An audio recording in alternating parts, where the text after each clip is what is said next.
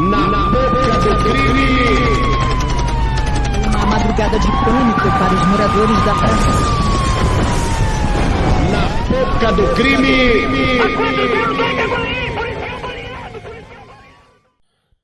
Salve, salve, confraria! Hoje estamos para mais um Na Boca do Crime. Na Boca do Crime, o seu programa de crimes, crimes virtuais, crimes da rua, crimes do cotidiano.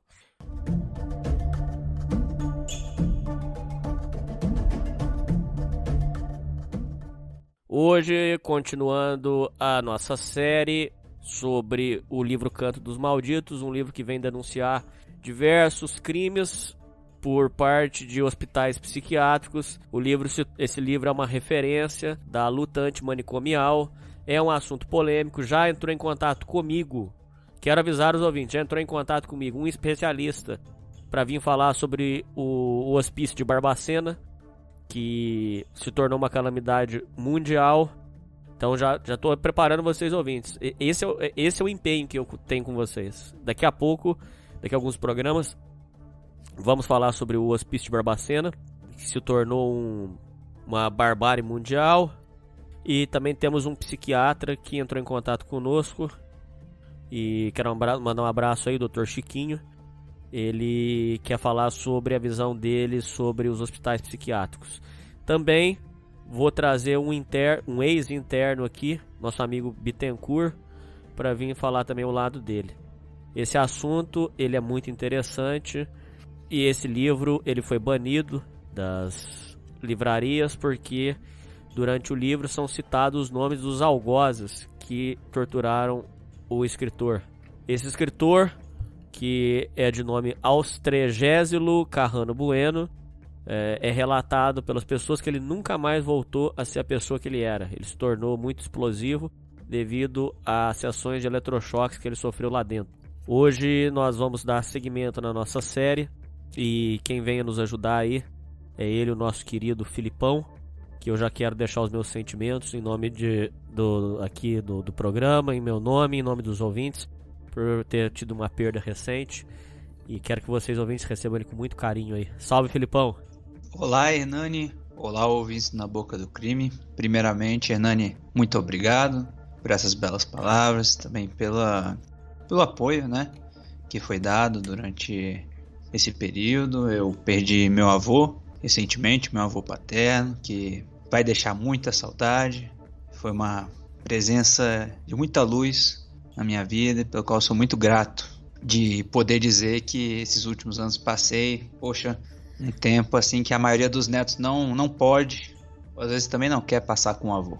E agradeço muito também, Hernani, aos ouvintes que na aba comunidade lá no MVP deixaram mensagens muito bonitas de apoio. Então, muito obrigado a todos. E estamos aqui de volta para comentar sobre esse livro, o Austregésilo, que nos primeiros programas a gente comentou, tinha uma vibe um pouco mais leve, digamos assim, dando um pouco mais de contexto para a história, mas agora, ouvintes, se preparem, porque a coisa começa a ficar realmente muito séria. Ouvintes, agora acabou a festinha, tá? Até aqui foi bonitinho, foi legalzinho. Apesar que já foi pesado, que a gente já trouxe algumas coisas aí pesadas. Mas até aqui foi o passeio. Agora começa o inferno de verdade, tá, ouvintes? Agora, essa parte do livro é até ruim de ler, porque é muito detalhado e é pesado mesmo a parada. Recapitulando com vocês, Austregésilo, que tem o apelido de Austri. Toda vez que eu e o Felipe falarmos Austri, estamos falando do escritor do livro. Como o nome dele é difícil de pronunciar, Austregésilo, ele tinha o apelido de Austri. Toda vez que falarmos de Austri, estamos falando dele. O Austri era um menino sonhador, brincalhão, paquerador, de bem com a vida e que davam os seus perdidos. Então, quando ele dava esses perdidos, uma das viagens que a gente relatou foi pro Rio de Janeiro. Ele foi pra lá pedir dinheiro na rua e viver na loucura. Lá ele transa com duas meninas, vive uma loucura. Usava muito banza, fumava muita maconha, cachaça, enfim, vivia essa loucura. Mas ele não era um nóia, ele não era um cheirador, ele não dava pico. Ele fumava o banza lá e fazia as loucuras dele. Aí o Austri tinha o plano, ele estava para formar do ensino médio, ele tinha um plano de fazer faculdade, seguir com a vida. Era um menino que apesar dos pesares, ele era de bem com a vida. Ele tava pra seguir com a vida dele, né? Aí, um dia, ele tá vindo pra casa e algo que ele nunca imaginava, nunca mesmo, aconteceu. Uma coisa assim digna de filme de terror. Em 1974, outubro, ele tava chegando em casa e aí o pai dele pega e chama ele pra sair. Vai escutando, ouvinte. O pai dele pega e fala assim: filho, vamos comigo que eu quero que você me acompanhe porque eu quero visitar um amigo meu no hospital. Tá bom. Entra no carro, tudo bem. Inclusive eu tenho uma história, pô, eu vou até quebrar o clima aqui, mas eu tenho uma história tragicômica similar a essa daqui. Mas espera aí. Aí, vamos visitar um amigo meu. Aí entrou no carro, tudo bem, beleza. Quando chega lá no hospital para visitar o amigo, vem 2 enfermeiros e já vão agarrando o braço do Austin. Aí ele, sem entender nada, o que tá acontecendo? Aí o pai já fala: não, filho, é pro seu bem, é pro seu bem. Você vai fazer uns exames. E o enfermeiro já foi agarrando ele, já foi colocando ele pra dentro. E ele brigando: mas o que tá acontecendo? Por que estão me puxando? Aí foram colocando ele pra dentro do hospital e ele não conseguia largar. E os 2 enfermeiros eram fortes e foram trazendo ele na marra, puxando. E ele resistindo, lutando com aquilo. De repente, pá! O enfermeiro soltou ele em cima daquela maca. Soltou ele lá, falou assim: olha, agora é o seguinte, ô Áustria, o seu pai achou maconha na sua jaqueta. Você é viciado e você tá aqui pra fazer um tratamento. Bom, pausa rápida na história. É por isso, Felipe, é por isso, ouvintes, que a gente até já perdeu um canal aqui do Nova Vertente, porque a gente falava sobre drogas. No caso, era o programa Só Droga. Eu acho, Felipe, ouvintes, é de extrema importância que todo mundo entenda o que é droga, como funciona a droga, qual o efeito de cada droga, o que acontece. Todo mundo precisa saber. Isso aí é uma parte, é uma prestação de serviço que eu faço, que eu, coitado de mim, todos nós aqui fazemos, porque vocês, ouvintes, têm que saber o que é droga. Vocês, ouvintes, têm que saber o que cada droga faz, o que cada coisa acontece. Por quê? Felipe, por quê? Ouvintes, o pai do Áustria, lembram que o Áustria tinha ido pro Rio de Janeiro e tava numa curtição? O pai do Áustria achou na jaqueta dele maconha. A maconha naquela época, por ignorância do povo, por ignorância, por matérias jornalísticas sensacionalistas, então tinham matérias do tipo, e isso é citado no livro, matérias do tipo: filho mata a mãe para comprar maconha, filho fica violento por causa de maconha. Olha, qualquer pessoa que entende um mínimo de droga, entende um mínimo do que cada droga faz, sabe que não é maconha que faz o cara ficar agressivo, que faz o cara matar. Apesar que, viu, Felipe, o Hélio tem uma opinião diferente um pouco, porque o Hélio disse que uma vez ele ficou agressivo por causa da maconha. Uma vez ele disse que aconteceu um problema lá. Mas não é normal, não é padrão um cara ficar agressivo dessa forma. Então eu fico comentando esse assunto de droga, porque eu acredito que é de uma importância muito grande o pai saber de droga, o filho tem que saber de droga, o pai tem que falar. Isso é muito sério, Felipe, ouvintes. O pai tem que falar com o filho sobre droga. E não é aquele discursinho assim: filho, droga é a pior coisa do mundo. Por quê? Sabe por quê, Felipe? Isso aí eu ouvi da boca de um especialista. Quando o pai fala assim: quando você usar a droga, você já vai ficar viciado. Se você fumar maconha, você vai ficar viciado. Quando o menino vai e fuma o banza e não fica viciado na primeira vez, porque não é assim que funciona, a gente sabe que não é. Quando o menino fuma o banza e não fica viciado da primeira puxada, ele pensa: meu pai mentiu pra mim. E aí todos os outros avisos que o pai deu caem por terra e quem vira o novo mentor do filho é a pessoa da rua. Esse é o perigo. Então o pai, o filho, tem que ter uma conversa aberta sobre droga. Você, ouvinte, tem que saber sobre droga pra orientar um sobrinho, um primo, filho, se você for ter filhos. Você tem que orientar o amigo, porque você tem que saber sobre droga. Olha essa cagada, Felipe. Por favor, comenta isso. O pai achou maconha na jaqueta do filho. Olha a cagada, ouvintes. Esse rapaz, ele teve a vida destruída por isso. Não tô dizendo que ele é santo, ouvinte. Mas esse rapaz foi internado nesse inferno que a gente já vai retratar pra vocês. Porque o pai achou maconha. Se o pai... E isso é citado no livro. Se o pai chama o filho. Filho, vem cá, senta. Ó, eu achei isso aqui. O que você tem pra me contar? Vamos conversar. O que tá acontecendo? Em 30 minutos... Já tinha desenrolado, já tinha resolvido. O menino já tinha entregado maconha que tinha pro pai. Falava, pai, ó, o negócio é o seguinte, eu fumei lá de brincadeira, mas eu não sou viciado, tá tudo bem. O que o senhor quer que eu faça? Numa conversa tinha desenrolado. Depois, posteriormente, até eu queria que o Felipe me corrigisse se essa informação procede. Quem deu essa informação pro pai internar o menino, se eu não me engano, foi um policial que deu essa informação. Até queria se o Felipe confirma essa história ou não. Diz que quem orientou a internar o Austri foi um policial. Gente, pegaram um cara e meteram ele no meio dos loucos, no meio até nego psicopata perigoso, meteram ele lá porque o pai achou maconha na jaqueta do filho. Isso foi um erro muito grave, muito crasso.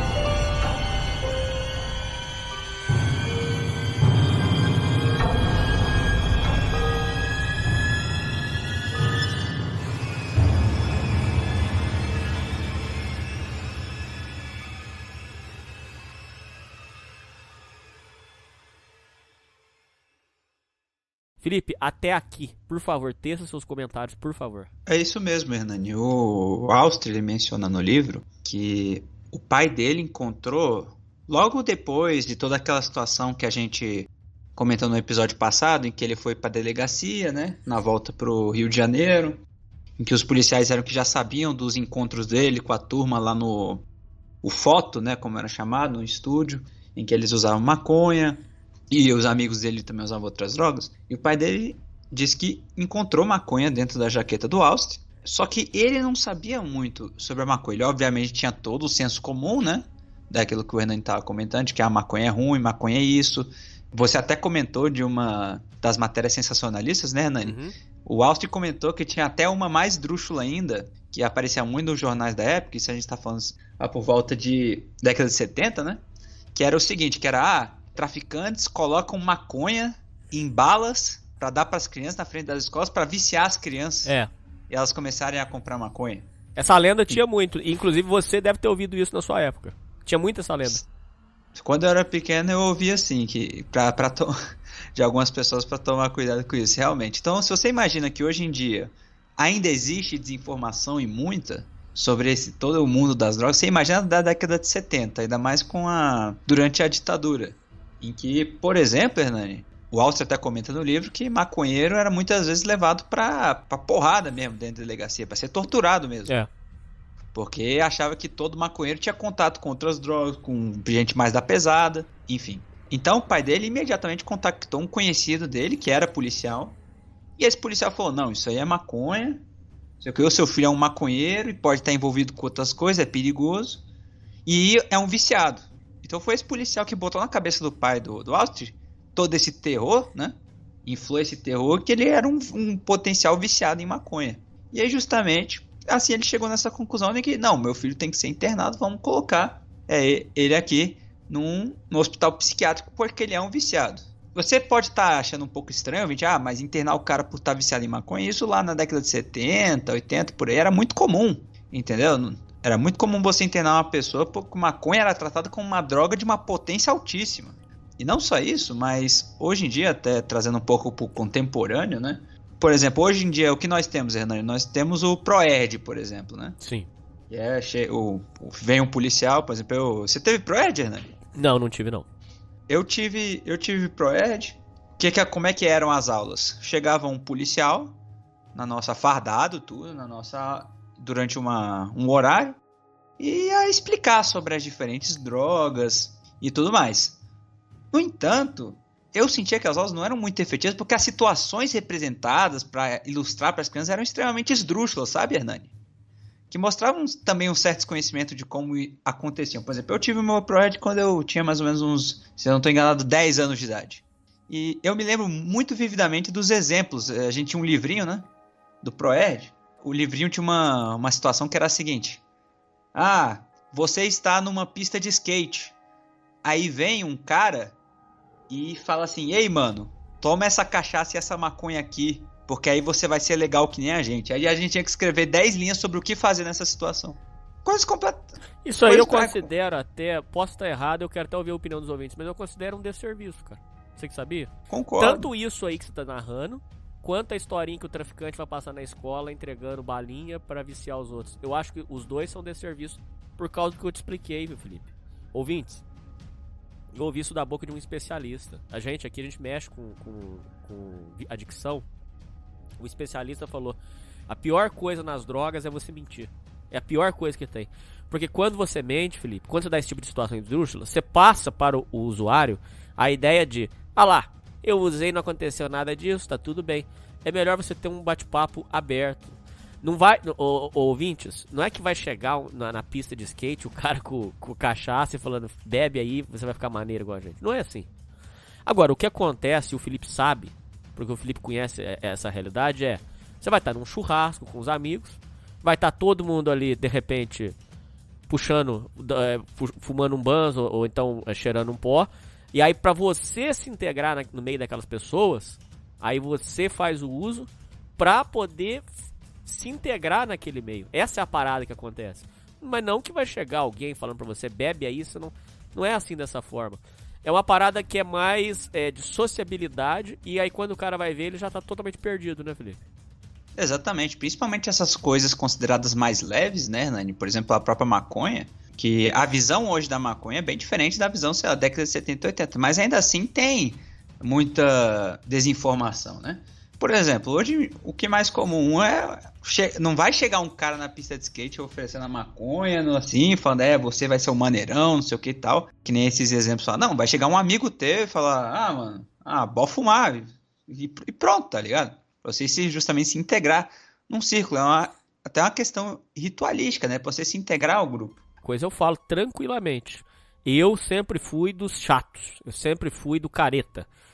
Eles falavam assim, Felipe, meus amigos, o Hernani se preocupa demais, ele fica nervoso demais, ele tá sempre preocupado. Eu era dos caretas. Então, isso eu falo pra qualquer pessoa, e inclusive, Felipe, a gente já falou aqui no programa. Ouvinte, você quer ser do grupo dos populares, dos bacanas, dos descontraídos, que vai lá e é um nóia de merda, um imprestável. Não, cara, seja o careta. Seja autêntico, cara. Ser autêntico tem valor. Não ser moralista, mas ser autêntico. Chegar o cara pra você e falar, bora lá fazer tal coisa. Não vou. Não quero, não. Se for o problema, eu sou o careta, então. Você é careta, você é cuzão. Não, eu sou careta mesmo, então. Se foi esse o problema, seja o careta do seu grupo, seja autêntico, cara. Não seja um cuzão que se submete à vontade dos outros pra ser o popular, pra ser... Não, eu sou o careta mesmo. E eu sempre fui assim, Felipe. Sempre fui desse. Não, eu sou o careta mesmo. Não, eu não saí parado aí, não. Porque o cara que acha que tá sendo esperto que isso aí tá sendo o maior otário do mundo. Que bonito. Eu falo isso direto pros alunos, Felipe. Que graça que tem, Felipe, em ser um imprestável, em ser um merda, em ser uma vergonha pra família, em ser um nóia, em ser um cachaceiro. Isso não tem beleza nenhuma, isso não tem nobreza nenhuma nisso, cara. Então, Isso que é o interessante, né, Hernani? Porque o Austri, desde o começo do livro, mostra que ele, na realidade, era o caretão do grupo, né? Porra, quantas vezes já ofereceram um pico pra ele, ofereceram 1001 coisas, mas ele tinha essa consciência de falar, não, isso aqui é outro nível. Isso aqui já é outra realidade, uma realidade que eu não quero entrar. Então, apesar de, ele fumava maconha, ele bebia, ia pra curtição, beleza. Mas de 1001 drogas que eram oferecidas, ele recusava 1000. E então ele era conhecido no próprio grupo como um dos caretas, que não entrava na maioria das atividades da rapaziada. E mesmo assim, foi justamente ele que sofreu por causa dessa desinformação por parte do pai dele, porque apesar dele ter sempre recusado e ter sempre feito questão de ter essa consciência, né, ele que acabou sendo o institucionalizado no fim de tudo isso. E até uma coisa que no decorrer do livro ele fala bastante, né, Hernani? Até a gente tem um diálogo que ele tem com outro com outra pessoa lá dentro, um amigo dele dentro do hospício, que ele toca muito nessa tecla justamente de formas de como melhorar essa questão da desinformação acerca das drogas. Por exemplo, ele fala numa dessas passagens, né, de que qual seria uma forma interessante de você combater a heroína. Porra, bota aí um outdoor gigantesco ali numa parte movimentada da cidade, com a pessoa com a boca toda furada sem dente e o braço cheio de picada de seringa, e fala assim, é isso aqui que vai acontecer contigo. Porra. Nossa, Felipe, agora você falou tudo. Ouvintes, um diálogo aberto sobre drogas. Sem misticismo, sem disse-me-disse, um diálogo aberto sobre droga. Isso aí, cara. Esse é o valor que eu acredito, Felipe. Esses são os valores que eu acredito. Um diálogo aberto. Olha, cara, se você for cheirar, você se prepara, vai acontecer isso, isso e isso. Você já tá sabendo, tá? Se você vai arruinar a sua vida, eu já quero avisar que você vai arruinar a sua família junto. Nenhum pai, nenhuma mãe gosta de drogado. Nenhum. Eles toleram. Não tem o que fazer. É filho. Mesmo assim, muitos já botam pra fora também. Então, se é isso que você quer, tá aqui o que vai acontecer com você. Bem do jeito que o Felipe tá falando. Mostra lá um diálogo aberto sobre drogas. É esse o valor que eu prego. De mostrar, cara. É isso que vai acontecer com você. Sem o misticismo.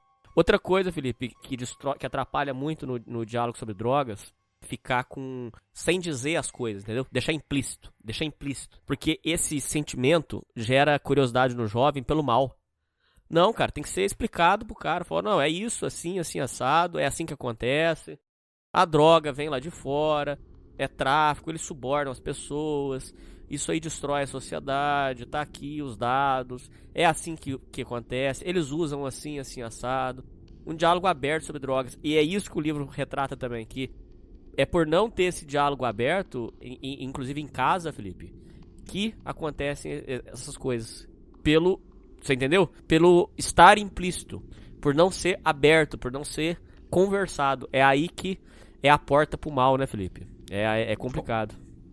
Com certeza, e eu lembro do nosso episódio de Crimes na Escola, que a gente comentou muito sobre isso, mas hoje em dia a gente está meio que sofrendo muitas vezes uma inversão, que o que acontecia antes era uma desinformação generalizada, no sentido de não ter de tolerância zero, até com coisas que viravam situações desmedidas, né? Por exemplo, o Austri foi pego com maconha e foi imediatamente internado no hospício, não teve nem conversa. Enquanto hoje o que a gente vê na realidade é uma falta de limites muitas vezes, né? Ah, com certeza. Que a gente conversou bastante, que agora a tolerância às vezes é até demais, entendeu? De que os pais muitas vezes, indícios claros de que o filho tá usando droga, por exemplo, de que tá agindo estranho e tudo mais, e muitas vezes não fazem nada. Então, tanto lá quanto aqui, o que traz muitos problemas é justamente a falta do diálogo. E isso é uma constante em todas essas situações. Então o diálogo, como você bem falou, Hernani, é essencial e sempre vai ser para nós melhorarmos esse problema. Mas aí a gente vai ter que passar por um outro problema que dá pra fazer um Na Boca do Crime só sobre isso, que é pra ter diálogo hoje. Por que hoje isso é um problema? Pra ter diálogo tem que desligar o celular. Pra ter diálogo tem que olhar no olho. Pra ter diálogo, o pai com a mãe tem que querer ensinar, querer educar. E eles estão querendo terceirizar isso tudo pra escola, pra internet. Não é assim que funciona.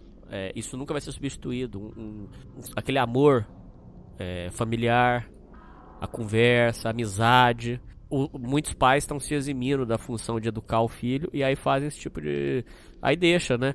E aí tem um outro problema também, que seria: como que você vai ensinar pro menino que droga é errado se ele escuta música com apologia à droga, é ostentado droga, eles acham bonito, de repente ele mora num lugar onde tem um tráfico próximo, no fluxo, que é a festa que eles fazem, né? Fluxo. Lógico, um menino nunca deveria frequentar um fluxo, nunca. Mas se ele frequenta, ele vai ver lá a rapaziada do lança. Então, hoje você tem uma sociedade doente, que fica muito mais complicado de você falar sobre droga, falar os perigos da droga, porque está sendo romantizado, né? E esse romantismo com a droga é terrível. Isso aí é complicado. Ô, Felipe, só para não deixar de falar também, o livro debate se a maconha, em determinada passagem aqui que já vai vir, mas só para antecipar, é comentado se a maconha é a porta de entrada para as drogas ou não. Eu tenho uma opinião sobre isso, queria ouvir a sua. A minha opinião é a seguinte, ouvintes, Felipe. A maconha não é a porta de entrada, porque a verdadeira porta de entrada é o cigarro e a cachaça. Porque o menino, ele entra na cachaça e no cigarro e fica maravilhado com aquilo. Dali numa festinha, num rolezinho, que é oferecido a maconha e que são oferecidas outras drogas. O problema da maconha maior pra mim é que ele tem que ir na biqueira buscar. Quando ele vai na biqueira buscar, ele tá tendo contato com outras drogas muito piores. Então, o que eu diria que é a porta de entrada é o cigarro e a cachaça. Como que eu tenho experiência disso? Porque todos os meus colegas que na escola pulava muro ou se escondia para ir fumar, menino de 14, 15 anos, que levava cigarro escondido para a escola, matava a educação física para ir fumar, lembrando, nessa época eu estava em escola particular, lembrando, nessa época, os meninos pegavam, levavam cigarro, mocava e durante a educação física, as coisas, saíam para fumar, escondido. Esses caras caíram na droga. Esses mesmos caras caíram na droga depois. Parece que, eu não sei te explicar, Felipe e ouvinte, eu não sei se explicar se já era com certeza era problema dentro de casa, porque todos eles tinham problema em casa, todos. Mas além disso, eu não sei se era um fascínio pelo mal, eu não sei se era um fascínio pelo errado, que eles tinham um fascínio pelo errado. Eles poderiam fumar esse cigarro depois da escola, eles poderiam fumar esse cigarro escondido na rua, mas era um fascínio pelo mal, era fascínio para fazer o mal na escola, por exemplo. Eu diria que a real porta de entrada é o cigarro e a cachaça. O problema da maconha, no meu ponto de vista, é que para comprar o Banza, o cara tem que ter contato com as piores escórias da sociedade, que é o cheirador, que é o vapor, que é o traficante, que é a biqueira. É nesse momento em que ele é inserido num meio muito podre, muito horrível, que eventualmente vai levar ele para outras drogas. Então, porta de entrada para mim é cachaça e cigarro. A maconha é só o caminho que leva para a destruição. Sua visão, além de que, geralmente, eu sei que não são todos, mas geralmente o maconheiro, a figura do maconheiro, não é o usuário de maconha. Não estou falando do usuário de maconha, apesar que eu não fumo Banza, mas fumei por um tempo. Mas e não recomendo pra ninguém, é atraso de vida. Tanto é que recentemente, Felipe, eu conversei com um rapaz, eu fiz um vlog aí contando, ele falou que o Banza só atrasou a vida dele, é atraso de vida. Isso é atrasar a sua vida.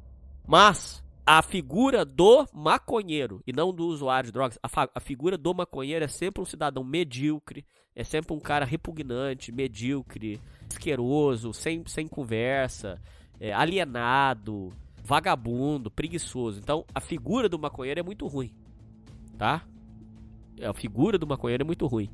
Mas não se iluda, ouvinte, que a maconha é a porta de entrada. No meu ponto de vista, não é. Felipe, por favor, fala tempo livre, tudo que você tem pra falar, se a maconha é a porta de entrada ou não, na sua visão. Hernani, eu concordo com você que muitas vezes a cachaça e o cigarro são justamente esses iniciadores / facilitadores que o povo muitas vezes subestima, e isso é uma coisa muito importante. Muitas vezes o povo subestima porque são drogas legalizadas, né? Então o pessoal subestima os efeitos dos dois e acabam só, por exemplo, dizendo que não, a verdadeira porta de entrada é a maconha, porque o álcool e o cigarro são legalizados, mas subestimam os efeitos que essas duas drogas podem ter na vida do indivíduo, que podem ser iguais ou até piores que a maconha, de diferentes formas. No entanto, eu vou além e eu julgo que a verdadeira porta de entrada para a droga na vida do indivíduo e para drogas piores é a cabeça dele. Mas em que sentido? No sentido de, se a cabeça do indivíduo é fraca, se ele não tem maturidade para consumir isso ou para lidar com esse tema, ele vai com certeza só afundar. Entendeu? Então, o indivíduo, se ele tem a cabeça fraca, muitas vezes, independente de qual seja a droga que ele entra, pode ser só cigarro, ou só álcool, ou só maconha, enfim, é esse o indivíduo justamente que tem grandes tendências a se afundar cada vez mais em drogas mais pesadas, entendeu? Seja por desinformação, seja por ignorância, seja por concepções errôneas, né, acerca das drogas, independente disso. Então, eu vejo muito mais o álcool e o cigarro como facilitadores, né, os primeiros e os mais acessíveis, justamente por serem legalizados. No entanto, há uma crise de indivíduos realmente que precisam ter maturidade para lidar com esse assunto e que o primeiro momento para esse indivíduo desenvolver essa consciência tinha de ser, né? E a gente volta àquele assunto, na família, através do diálogo, através da família, o núcleo familiar ensinando para ele um pouco mais sobre essas questões todas, e também a escola não sendo a responsável por esse ensinamento, mas sendo uma aliada nisso. Que, como você bem falou, muitas vezes os pais, eles simplesmente falam, não, a escola vai ensinar ele. Não é Eu assim. vou dar um exemplo aqui, Hernani, por exemplo, de um caso esdrúxulo desse. Eu comentei na Boca do Crime de Crime na Escola, que eu já estudei em uma escola que tinha detector de metal na porta. Porque lá ocorriam coisas assim, realmente bizonhas. Já vi nego levando faca pra escola e dando merda, enfim. E nisso, teve um dia uma apresentação, que não era o Proerd, mas um dia foi lá um policial, um oficial da PM, foi lá na escola e para dar uma apresentação sobre drogas. E essa apresentação sobre drogas, o sujeito passou acho que uma meia hora falando sobre aquela droga, que isso era 2015, passou bastante nas notícias, acho que você já ouviu falar, crocódio, Hernani. Aí, que foi um bafafá na época de que não sei quantas vezes mais potente que a heroína, que é a mistura de sei lá o que com sei lá o que era muito usado na Rússia. E esse fulano foi lá e passou uma meia hora falando sobre crocódio, que era muito usado na Rússia, não sei o que, e mostrou um monte de foto de como ficava os fulanos depois disso, né? Depois de usar essa droga. E aí, beleza. Só que aí, depois dessa apresentação, você ia pra minha sala. E eu olhava ao redor. E você acha que tinha nego vendendo crocódio ali na sala? Lógico que não. Do primeiro ano do ensino médio? Não. O que tinha? Tinha um cara ali vendendo banza, tinha um cara vendendo um haxixe, tinha uns carinhas, uma minoria que usava um pó, entendeu? E o policial tocou nisso alguma vez? Não. Não. Ou seja, você acha que algum adolescente vai ter acesso a um crocódio aqui no Brasil? Pode até ter. Mas você vai chegar na minha escola com 1.000 e tantos alunos e falar especificamente sobre essa droga? Tem um efeito choque que a gente falou, o efeito de mostrar. Felipe, mas você não falou que tem que mostrar como é que é a droga? Ouvinte, você tem que mostrar a realidade pro estudante, pro adolescente, como ela é. Você quer falar da droga, da maconha, da heroína, da cocaína? Fala delas. Explica o que elas são. Então, muitas vezes a escola acaba até fazendo um desserviço na hora de mostrar a realidade como ela é pro estudante, porque o cara vai olhar a foto da pele do fulano caindo porque ele injetou crocódio na perna, né? Imagens realmente bizonhas. Ele vai pensar, não, mas eu só fumo maconha. Mas eu só cheiro pó, o meu nariz não tá caindo. Exatamente. Então, Renan, pra mim, a grande ponto de entrada, é se a cabeça do indivíduo estiver fraca.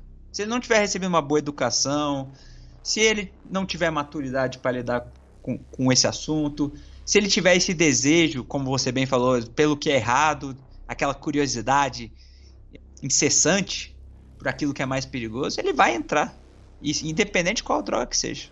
Bom, dando seguimento, então, aí o enfermeiro pega e fala pra ele, o negócio é o seguinte, seu pai achou maconha na sua jaqueta, você vai ficar aqui pra fazer uns exames. Aí o Auster tentou debater, falou, olha, eu só fumo maconha, mas eu não dou pico, pode olhar minhas veias, não tem furo, eu não uso mais nada, além da maconha. E o enfermeiro fala, se acalma aí, você vai passar por uns exames, e agora você vai tomar uma injeção, fica tranquilo aí, porque agora você vai dormir. Aí sentou uma injeção nele, pra ele apagar. Aí ele acorda no outro dia. Quando ele acorda, então ele já estava de pijama. O hospital, a clínica, forneceu um pijama para ele. Ele estava num quarto, o quarto era branco. Tinha a cama dele. Acho que tinha um pequeno lugar ali para guardar as roupas. Não tinha banheiro. O banheiro era para fora do quarto. Tanto é que a orientação é que se à noite precisasse ir no banheiro, era para bater na porta que o enfermeiro abria. As portas eram trancadas à noite. Tinha horário para dormir, horário para acordar. Em média, tomavam-se tomavam-se 13 comprimidos. Esses comprimidos era para acalmar o cara e era para deixar a pessoa com fome. Aqui começa uma tática. Eu tô até adiantando esse assunto, porque o certo era falar daqui a pouco, mas eu já vou adiantar de uma vez. É descrita uma tática cruel que esses hospitais utilizam. Eu vou colocar utilizam, porque eu imagino que isso ainda é feito. Mas eu vou colocar que naquela época era feito isso. Hoje eu não sei, não tenho certeza mais, mas naquela época era feito. Hoje eu ainda acho que isso é feito. Era feita uma tática cruel, os internos. Era assim. O hospital, a clínica, sentava remédio para abrir o apetite e para deixar o cara calmo. Por quê? Porque o cara comia bastante, ele ia engordar, ficar corado, ficar melhor, para que quando a visita chegar, vai encontrar um sujeito abobado, tranquilizado pelo remédio, vai encontrar ele corado, engordado e esteticamente saudável. Mentalmente não, mas esteticamente saudável. Qual é o sentimento que a família vai ter? Melhor a coisa que eu fiz. Olha aí, meu filho tá bonito, meu filho tá calmo, tá educado. Nossa, foi a melhor coisa que eu fiz trazer ele pra cá. Então, era uma artimanha canalha, cruel, que essas clínicas, esses manicômios faziam pra gerar na família um sentimento de que agora o menino tá bem, tá melhor, então vamos deixar ele internado mais um tempo. Quando ele se dá conta que ele tá nesse inferno, ele tenta de todo jeito sair, mas já foi dado um papo pra ele. O enfermeiro já bravo, cara feio, já fala pra ele, ó, fica tranquilo aí, não tenta bancar o palhaço, porque aqui você vai ficar na disciplina aqui, não tem conversa não. E o médico vai chegar e depois, se você quer falar com o médico, você fala com o médico depois. Agora, fica na disciplina aí, fica legal, porque não vai ter papo não. Até aqui, Felipe, a gente já vai narrar agora sobre como era o dia a dia dele. Até aqui, você quer fazer algum comentário? Esse primeiro contato do Austri com o hospício foi uma coisa que me deixou chocado, porque mudou muito o estilo de narrativa também, né, Hernani? Em que sentido? Por exemplo, antes a gente tinha, assim, um livro que era mais uma questão de... tá contando a história dele com os amigos lá, o cara fazendo besteira, contando as aventuras dele. Dá umas presepadas com a polícia também, não sei o que e tal. Mas sempre num tom mais... eu diria até um pouco melancólico, saudosista, assim, falando de, nossa, como os tempos eram bons, né? E você fica lendo isso, você pensa assim, poxa, o que será que vai vir agora? O cara tá falando assim, desse jeito, deve ter um negócio absurdo, né? E de repente você já aí primeiro vem o próprio pai, por causa da desinformação interna do filho, sem nem dar, assim, com base numa mentira, né? A pessoa mentir pra ele, pra levar ele pra lá, traindo a confiança dele por completo. Já tomou uma injeção logo, né? Que no livro chama de 3x1, que é uma injeção que o cara já apaga na hora e fica um dia inteiro lá desacordado. Ele comenta que acordou e saiu andando por aí e foi apresentado a uma realidade completamente diferente, de que ele via povo ali tomando o café da manhã, pessoas assim, já lá mesmo no refeitório, ele comenta que tinham pessoas assim sujas de fezes, de urina, sentadas, e tinha um monte de gente assim se batendo até, tendo briga por causa de pão, por causa de café, entendeu? E ele era uma pessoa completamente sã. A única coisa que ele fazia, e ele repetiu isso muitas vezes ao longo do livro, foi que o erro dele, assim, pros outros era fumar maconha. Então ele era tratado como um viciado por causa disso. No entanto, ele estava no mesmo ambiente que essas pessoas. E você imagina como é você ser injustiçado a essa forma. E aí ele vai, né? Tem a passagem que ele vai conversar com o enfermeiro. E o enfermeiro exige que fale com o médico. E o enfermeiro fala, não, ele vai dar uma passada daqui a pouco. Aí você fala com ele. E o cara na mão à vontade, tudo, não queria te dar informação nenhuma. Você tá preso ali dentro, ouvintes. Como é um manicômio, tinha ali a área dos quartos, do refeitório e um pátio. Um pátio de 20 por 20 ali. E era só isso. Você não podia sair, você não podia fazer nada. Era só isso e pronto. Tinha horário para comer, horário para dormir, horário para ficar no pátio. E a todo momento você interagindo com essas pessoas. E aí, depois disso, né, que o Austri pediu pro médico, o cara é colocado lá sem exame nenhum, e ele acha um absurdo isso, né? Que ele fala assim, não, Como é que vocês me botam aqui dentro sem fazer exame? Pode fazer um exame agora que eu vou mostrar que não sou viciado. Só uma rápida intervenção é que quando o Felipe narra que tinham pessoas urinadas, porque é interessante o seguinte, era todo mundo junto. Então tanto é que ele narra que o espaço onde esse povo que não tinha mais controle do corpo, ele tenta um dia entrar na ala deles e o cheiro de fezes era tão forte que ele nem consegue nem passar no corredor. É que basicamente assim, cheirador, maconheiro e pessoa com doença mental grave ficavam todos juntos. Então, por exemplo, eu tinha esse grupo de... Vou usar um termo assim, chulo. Os louquinhos ficavam junto com eles. Os louquinhos, eles se mijavam, pra eles não tinham mais noção da realidade nenhuma. E era todo mundo tratado junto. Tanto é que um dos amigos dele, já era, se eu não me engano, a segunda vez que ele estava sendo internado, o problema dele era cheirar. Uma das críticas que ele faz, Felipe, é o Rogério. O Rogério, uma das críticas que ele faz é que ele gostaria de ter um tratamento adequado para usuário de droga. E não aquilo lá. Porque lá sentava esses comprimidos para dar fome, para deixar tranquilizados. Isso, na opinião dele, na visão dele, pouco adiantava para a adicção. Não tratava a adicção dele, entendeu? Era todo mundo junto, né, Felipe? Era tudo reunido num pátio de 20 por 20, que eles soltavam o pessoal para passar o dia inteiro, banho de sol e tal, enfim. Exatamente. Tanto é que o Rogério, ele até comenta em uma passagem que os viciados, né, como eram chamados, independente de qual fosse a droga, ficavam ali junto dos, vamos chamar assim, os casos mais graves, né? Que a gente até vai comentar que daí vem o nome do livro, que era o Canto dos Malditos. Mas ele comenta que numa outra ala, por exemplo, tinha uma ala específica, por exemplo, só para alcoólatras. E que lá sim o tratamento era bem feito. Que aí era uma questão de, aí tinha o estágio de desintoxicação, e tinha o estágio de acompanhamento, e era tudo feito de uma forma muito mais humana. No entanto, se você fosse um viciado, assim, né, pra eles, em qualquer droga que fosse, de maconha até heroína, pó, independente, eles te colocavam lá dentro como se fosse um transtorno mental grave.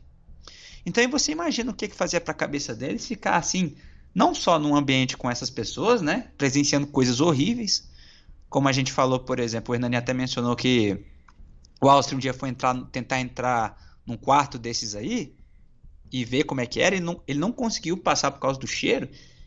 Ele viu assim um vislumbre de como era o quarto, ele disse que era o seguinte, era o quarto do Alce, por exemplo, era todo branco, né? Isso. Era todo branco, e tinha a cama branca ali, e tinha um armário.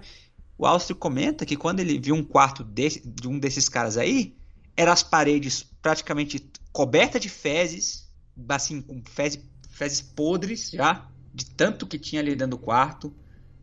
Não tinha nada de branco no quarto, era tudo amarelado. Tudo amarelado, marrom, escuro, preto, enfim. Não tinha nenhum tipo de iluminação, não tinha nenhuma janela. Tinha uma cama, tinha um monte de marca de mão e arranhão, e enfim, pelas paredes. Então você imagina você conviver num ambiente desses 24 horas por dia com esses indivíduos, né? E não só isso, mas também tendo um regime de tomar mais de 10 comprimidos por dia. O Austria comenta em uma passagem que ele chegou lá dentro tomar por volta de 15 comprimidos por dia, ouvinte. Tanto é que ele brinca. É aqui que eles estão me drogando de verdade. Verdade. Lá fora eu só fumava maconha. Aqui dentro eu tomo mais de 15 cápsulas por dia. Então onde é que eu tava sendo drogado mesmo? Verdade. É aqui dentro do hospício ou é lá fora?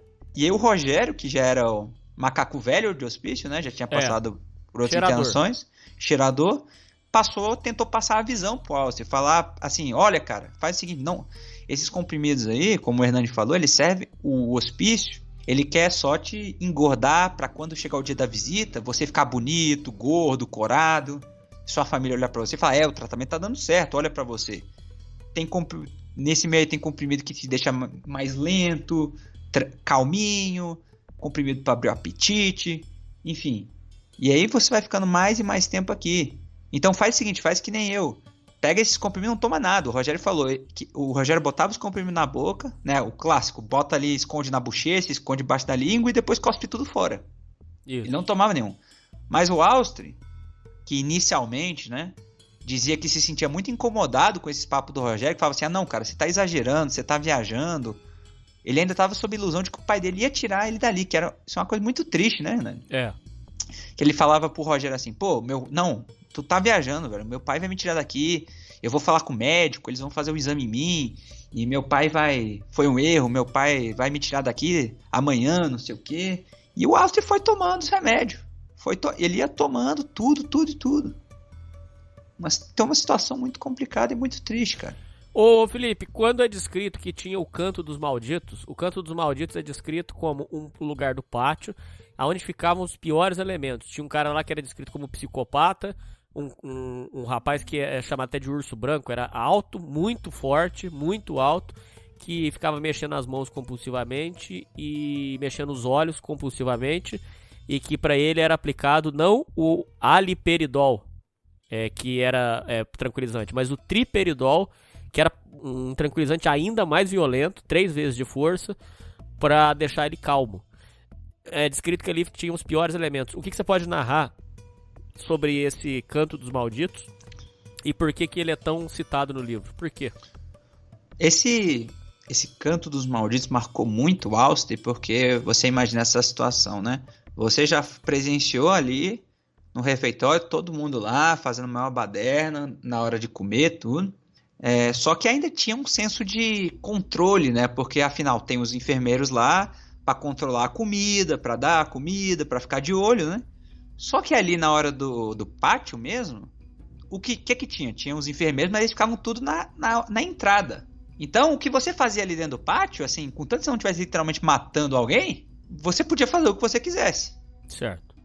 Então, o que o Auster ficou extremamente chocado, marcou ele muito, tanto é que o nome do livro vem justamente desse lugar, foi que ele sentou ali num canto, num muro, do lado do Rogério, e ele olhou justamente para esse canto onde se juntava e ele foi analisar o que essas pessoas estavam fazendo.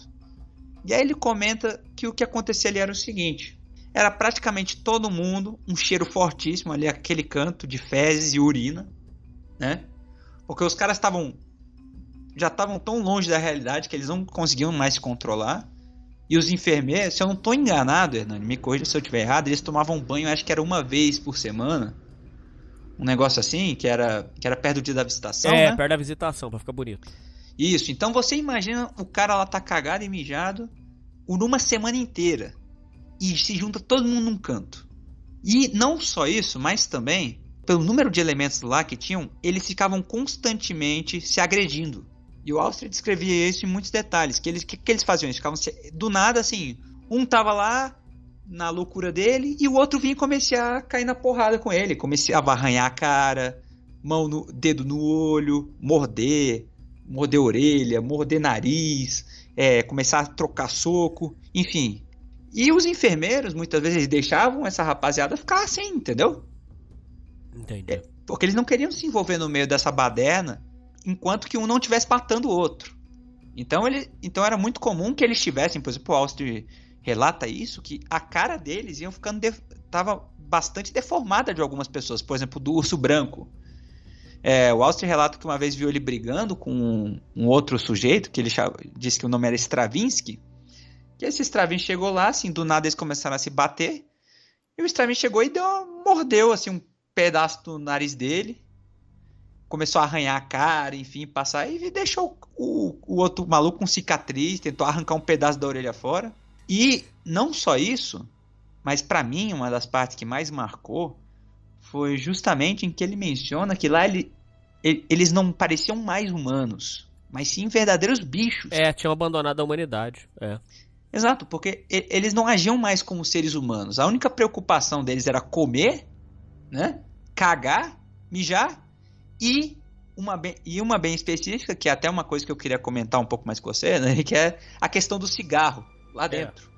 Porque o Auster, eu não sei como, ele nunca deixou isso claro no livro, mas ele tinha muito acesso a cigarro. E eu não sei como isso funcionava, porque ele nunca comentou de ter dinheiro, de onde ele comprava, quem fornecia cigarro lá dentro, mas ele tinha muito cigarro, ele era um cara que estava sempre fumando. E nisso, ele fala que uma das coisas que mais chocou ele foi que toda vez que ele jogava, ele fumava, né? E chegava na xepa, no caso no filtro, né? E ele jogava o filtro fora. Eles lutavam. Vinha 3 ali perto, eles ficavam de tocaia vendo ele terminar o cigarro. E logo que ele jogava o filtro longe, vinha 3 começar a se bater, se mutilar, só pra poder fumar esse filtro. Coisa que não tinha nem o que ser fumado, mas os caras se matavam pra poder fumar.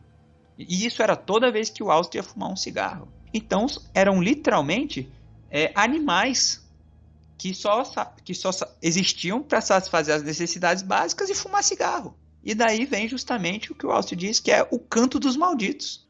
Bom, Felipe e ouvintes, o médico chegou. Nossa, que alegria. Agora vai acabar. Ainda bem, o médico chegou. Pronto, agora ele vai poder sair do lugar. O médico chegou. Inclusive, eu quero deixar em aberto aqui, eu sei que a família processou a editora, processou o escritor, o Austrégésilo. Então, se eventualmente algum parente dos médicos quisesse defender também, pode entrar em contato com a gente que a gente grava uma entrevista contando a versão de vocês aí, tá? Não tem problema, aqui a gente é bem tranquilo quanto a isso. Mas o que é dito é que o médico chegou, aí ele foi conversar com o médico, ele estendeu a mão, o médico se encostou só nos dedos dele, porque tava com nojo de pegar na mão dele. Encostou só nos dedos. E aí ele falou, pô, eu quero, vamos, eu quero uma consulta, eu quero mostrar pra você que eu não tenho que estar aqui. Aí o médico abanou com a cabeça positivamente e já saiu. Ele falou assim, mas como assim? Não entendi.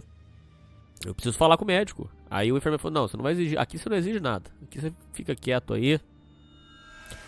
E sua família você vai ver daqui 15 dias. Mas, e outra coisa, a consulta sua foi essa. Ouvintes, Felipe, a consulta que o médico supostamente deu foi isso. Ele chegou lá, esticou a mão, falou, eu quero conversar com o senhor. O médico acenou com a cabeça, foi essa a consulta, acabou. Fechou. Não foi dada a oportunidade dele conversar com o médico, ele fica revoltado. O enfermeiro já falou pra ele, ó, sua família você vai ver daqui 15 dias. Fica tranquilo aí, fica na boa. E não insiste não, porque é melhor você ficar calmo pro seu próprio bem.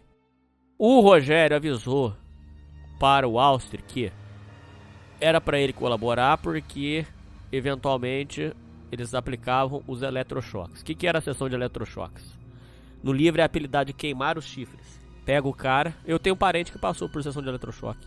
Mas hoje o eletrochoque tá mais moderno, viu, Felipe? Tem um ouvinte até que escreveu nos comentários que hoje o eletrochoque ele tá mais moderno.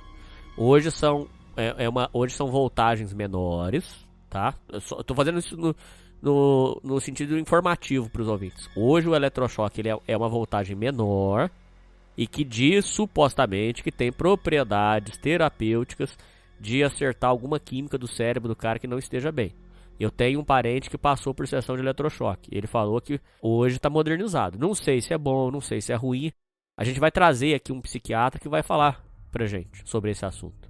Eu não tenho propriedade para falar isso, não sei se o Felipe tem. Se o Felipe quiser falar, eu não posso opinar. Na época do Auster era terrível. Pode falar, Felipe.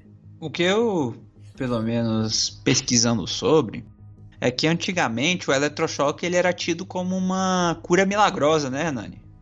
De que, independente do caso do indivíduo, muitas vezes tinha psiquiatra que aplicava o eletrochoque em tudo. Eu diria que era até punitivo. Ó, esse louco tá dando muito trabalho. Senta ele no eletrochoque, deixa ele babando aí. Exatamente, até porque a voltagem que era aplicada, a forma como era aplicada não era universal, né? Então, tinha, por exemplo, tinha um hospital que aplicava uma voltagem, tinha um hospital que aplicava outra. Enfim, e tinham médicos que acreditavam genuinamente que o eletrochoque podia ajudar, não sei o quê, mas tinha outros que usavam de uma forma meramente punitiva, porque é uma coisa extrema, como vai ser comentado mais no futuro, é desesperador, é desumano como era feito, né? E marcou o Auster profundamente, deixando sequelas que acompanharam ele a vida inteira. No entanto, hoje em dia, pelo que eu vi, né? Como você falou, vai vir um psiquiatra que tem propriedade para falar disso com certeza, mas existem situações em que o eletrochoque é aplicado e é autorizado E tem estudo, enfim, que indicam a eficácia dele, e obviamente uma forma muito mais humana do que era feito antes. Então não é, o cara fuma maconha, eletrochoque nele. O cara cheira, eletrochoque nele também. Então são situações específicas que hoje se usa eletrochoque. Bom, aí outra coisa que, além do choque, o Rogério alerta ele, fica na boa que senão vão te sentar tortulina. Tortulina era pegar uma injeção de haloperidol e sentar no músculo do cara. O que isso faz? Aí ele começou a entender um pouco por que naquele canto lá, o canto dos malditos, aquelas pessoas estavam naquele estado. A tortulina, o enfermeiro pegava uma injeção de haloperidol e aplicava no músculo. A dor é descrita como está no próprio inferno. O haloperidol no músculo, ouvintes, repuxa todos os músculos, todos os nervos, puxa. Ele ataca os seus nervos, você vai puxar inteiro e vai retorcer o corpo todo. Retorce o corpo inteiro, trava o seu corpo. Dói, é uma dor extrema e sem fim, porque não é um machucado, é uma coisa interna, não tem o que você fazer. É só sentir dor extrema e repuxa todos os nervos, repuxa tudo, o cara fica travado. Então foi avisado pra ele, tá vendo aquele maluco lá? Aí lembra que a gente descreveu que tinha um cara que ficava com o olho rodando e com a mão compulsivamente mexendo. Aí ele começa a entender que naquele canto lá, aquelas pessoas foram vítimas disso. Podemos fazer tranquilamente um paralelo, que é a versão 2.0, é a versão moderna da lobotomia. O que era a lobotomia? Dava um golpe no cérebro do cara para aquela pessoa louca que tinha problema de comportamento violento acalmar e ficar em estado, não sei descrever, de lobotomizado, a pessoa babava e perdia todas as funções, né, do corpo, as funções racionais. Essa é a versão 2.0, ouvintes, da lobotomia. Então foi avisado pra ele, fica tranquilo que senão você vai passar na tortulina. Além de queimar os chifres, além de levar choque, também tem a tortulina aqui, que eles vão sentar essa injeção em você, vai repuxar você inteiro, isso aí vai eventualmente você vai ficar inapto para viver. Você vai ficar lobotomizado, você vai ficar sem condição de sair daqui. Eu quero que vocês observem mais uma coisa, mais uma reflexão importante. Que é descrito também no livro. O problema da clínica, e isso serve para hoje em dia também.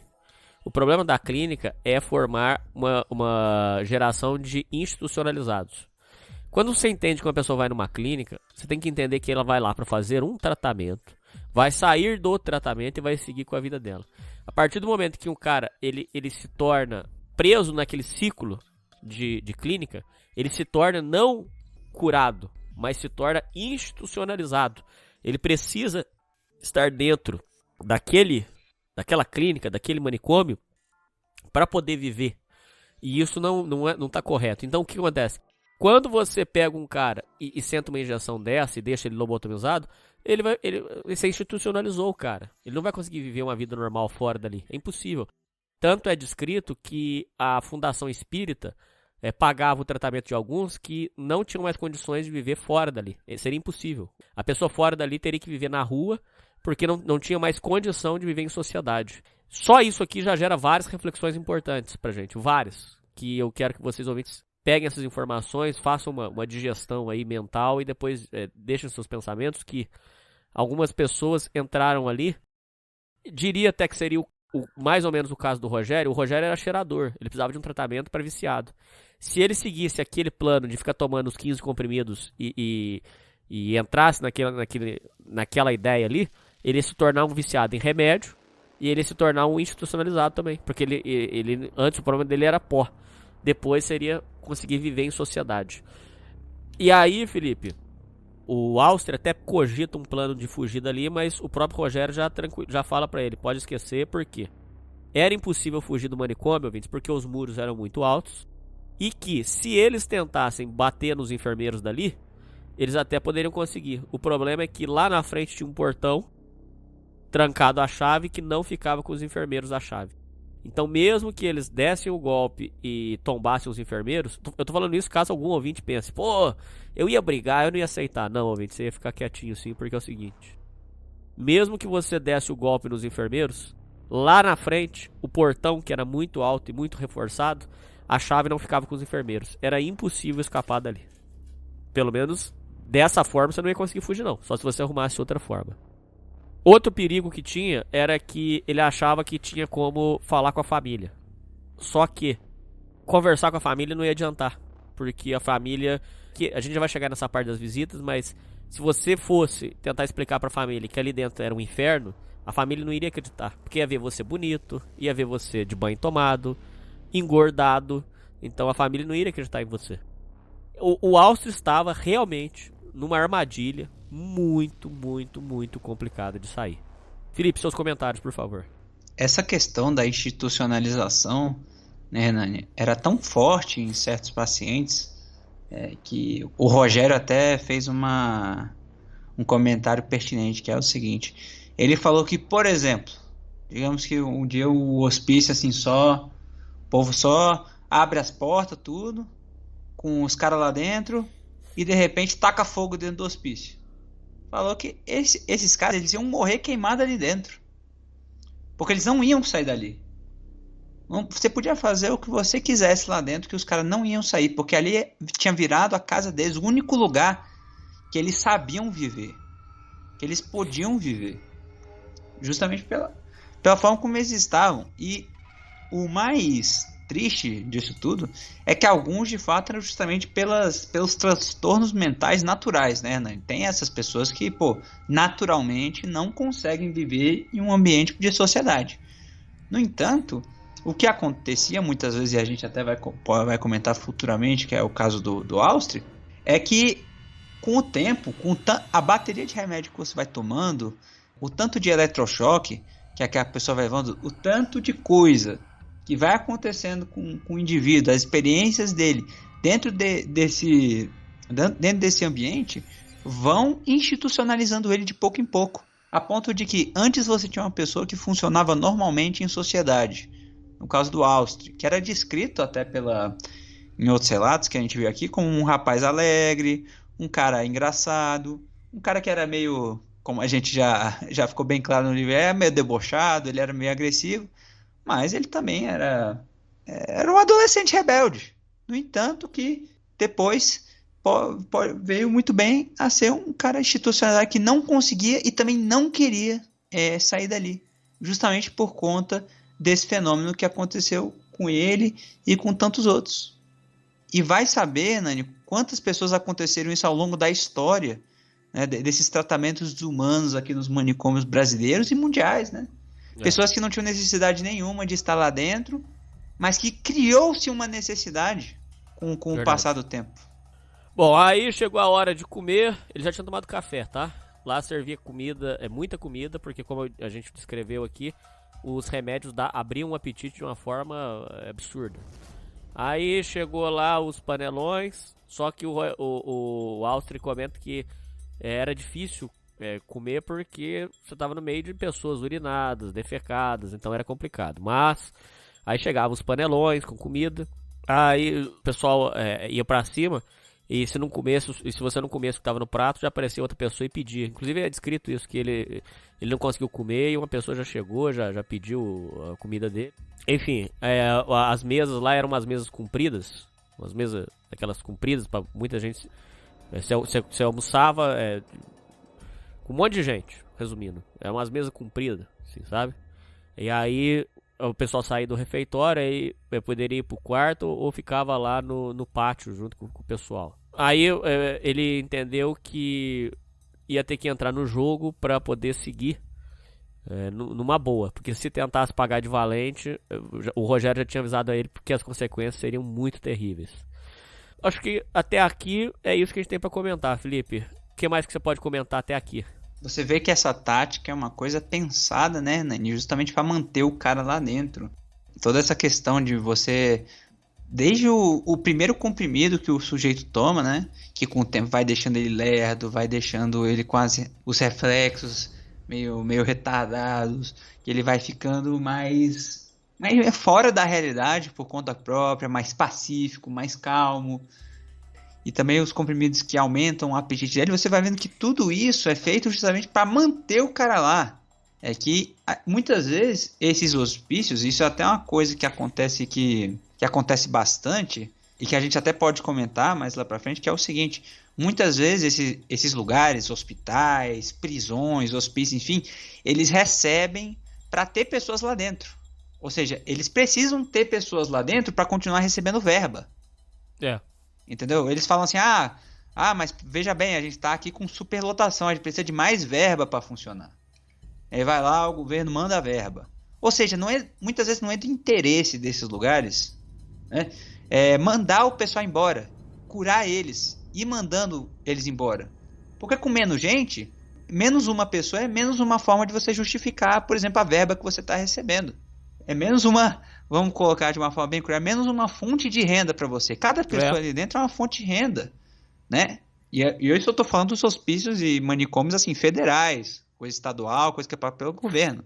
Particular, então, como a gente já até vai comentar futuramente, você imagina como é que era. Não era do interesse deles tratar de fato a pessoa muitas vezes. Era, na realidade, manter ele lá o máximo de tempo possível e sem perspectiva nenhuma de melhora. Exatamente. Entendeu? Só que ao mesmo tempo você não pode ter os pais revoltados, os familiares revoltados assim, ver, meu Deus, é uma Auschwitz ali. Você não pode deixar eles descobrirem como é que é. Então você implementa essas táticas de fazer o sujeito comer muito bem. E isso é uma coisa que eu até fiquei surpreso, Nani, porque quando o Auster descrevia a comida que era lá dentro, era comida boa. Eles não eram servidos água de esgoto e pão dormido.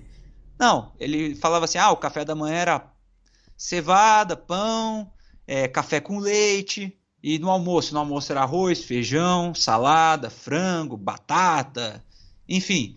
E nos dias de visitação, então, aí era doce, aí era refrigerante, suco, para os caras realmente parecerem extremamente saudáveis, fortes.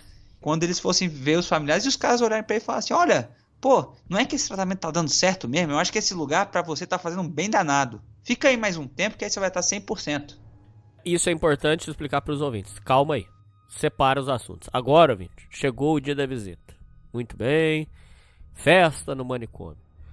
Pegavam aquele povo que tava tudo urinado, cagado, davam um banho no cara, davam um banho completo, penteavam o cabelo, perfumavam, pegavam esse povo tudo, deixavam eles bem vestidos e levavam para outra área. Por quê? Porque os familiares eram terminantemente proibidos de entrar na parte da ala do manicômio. Então eles não viam como era lá dentro. Pegava esse povo, punha tudo numa ala separada, num lugar separado para visitas, todo bonito. Era um jardim todo romântico, aonde os parentes vinham visitar. Quem ia receber visita era chamado pelo enfermeiro e ia lá receber, beleza.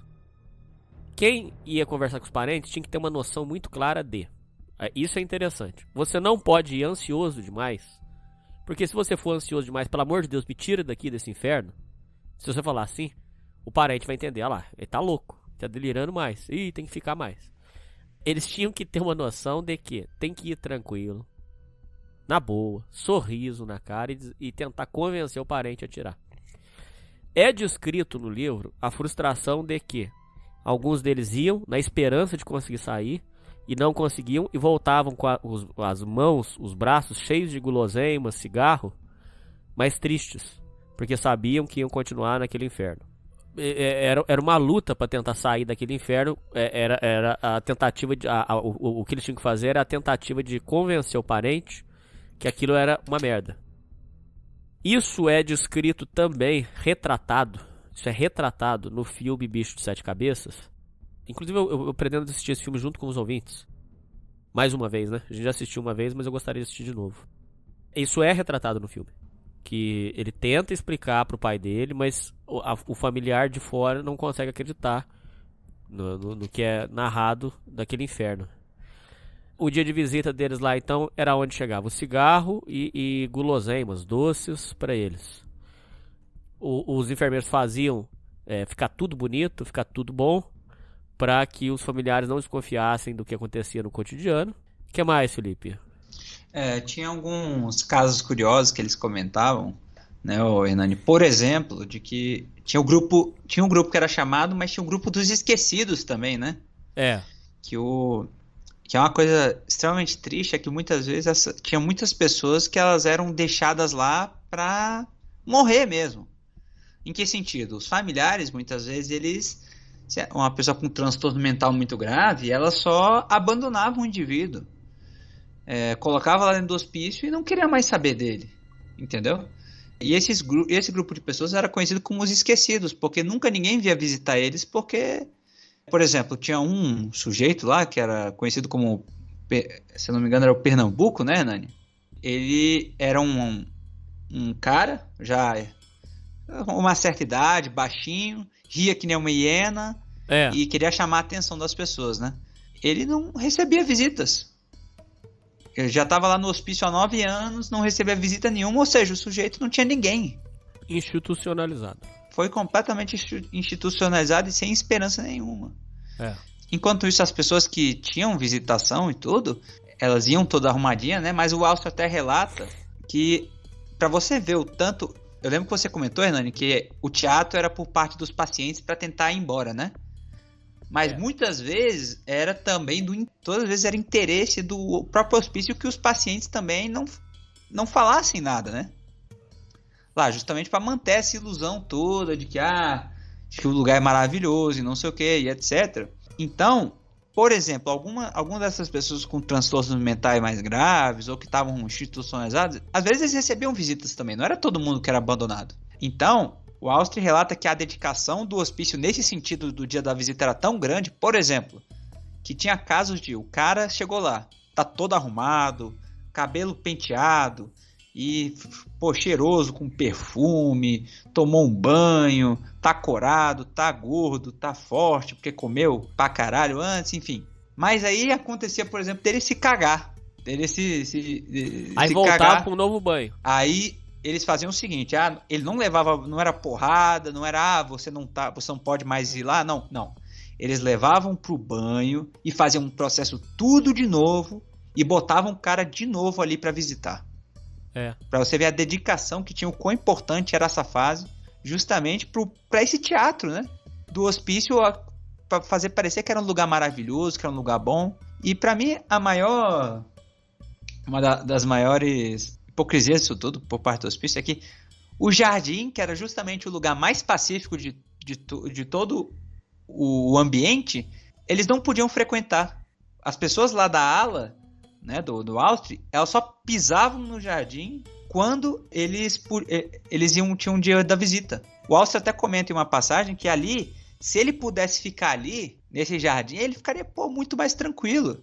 E que talvez muitas dessas pessoas também ficariam muito mais tranquilas ali. Em vez de ficar olhando para 4 paredes o dia inteiro, assim, e ficar se batendo lá, talvez um jardim fosse bom, mas eles só podiam ir no dia da visita, justamente para fazer todo esse teatro para os pais. Então era uma coisa muito bem elaborada.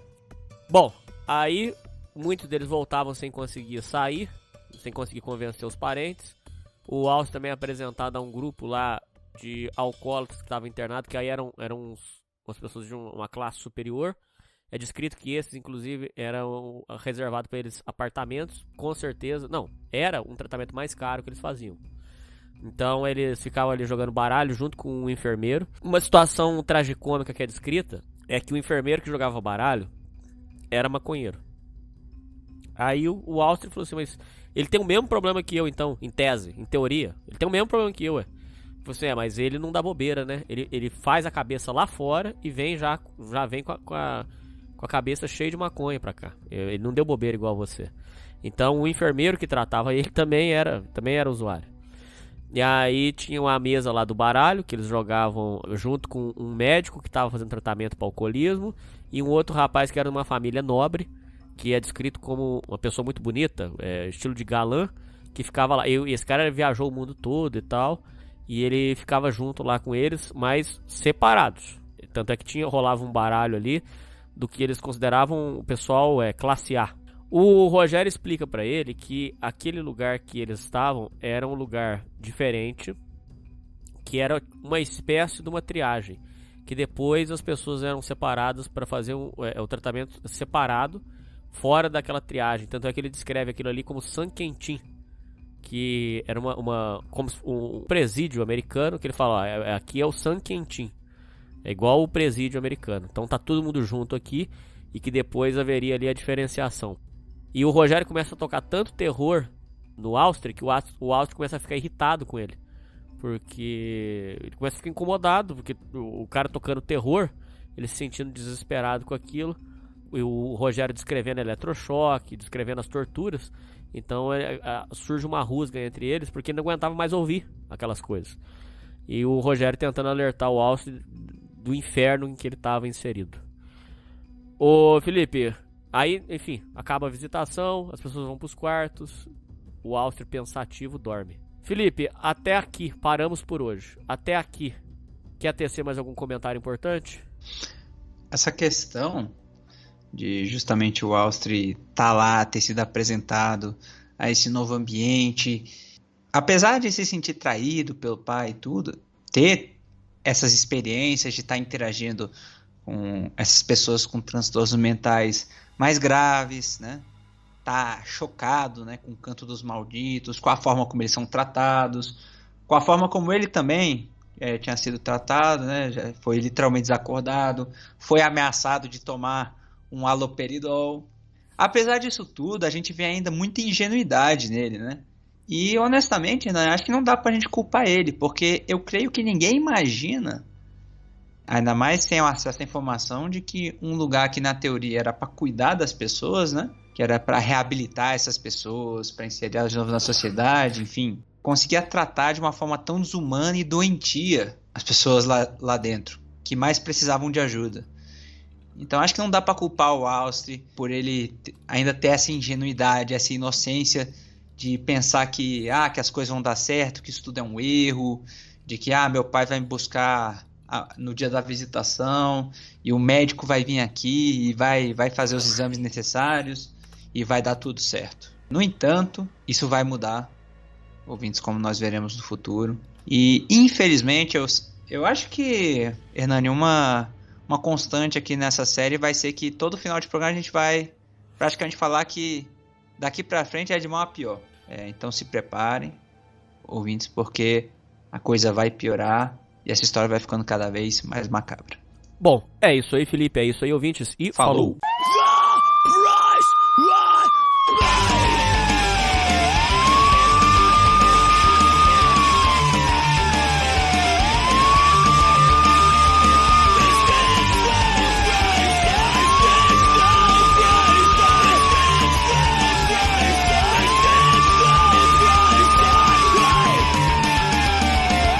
Na boca do crime.